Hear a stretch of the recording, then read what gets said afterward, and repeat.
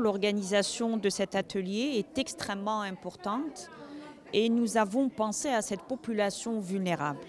D'autant plus que c'est une population qui est à risque, malheureusement. On peut dire catégorie, on peut dire malade. C'est des malades quand même qui sont très vulnérables et qui sont malheureux parce qu'ils ont cette addiction de drogue injectable et qui cause d'énormément de problèmes à eux, à leur famille, à la société et à tout l'entourage et au pouvoir public. Ça nécessite une pluridisciplinarité de prise en charge. Alors nous avions élaboré il y a 2 ans un guide de prise en charge des hépatites virales B et C chroniques au ministère de la Santé, particulièrement à la Direction générale des services de santé et de la réforme hospitalière. Et parmi les populations vulnérables et parmi les missions des activités de prise en charge, il y a la population des UDI. Au ministère de la Santé, bien que c'est une administration, donc nous recevons presque régulièrement des parents de malades qui sont vraiment dans des situations dramatiques, le voisinage parce que ça dérange le voisinage, les copains d'université, de classe, etc.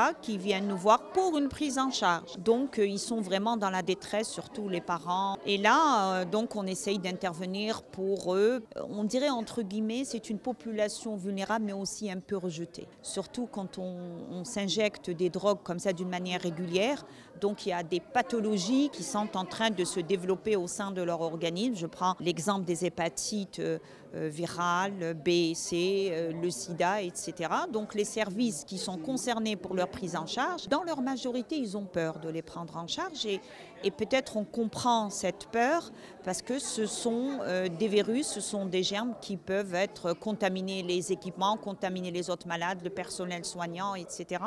Donc les pauvres, ils passent de service en service et d'hôpital en hôpital, les parents surtout, pour essayer de leur trouver une place où les prendre en charge. Alors on se dit, s'ils viennent nous voir au ministère de la Santé, c'est qu'on a dépassé les taux et le nombre de cas au niveau de l'Algérie, au sein de notre pays.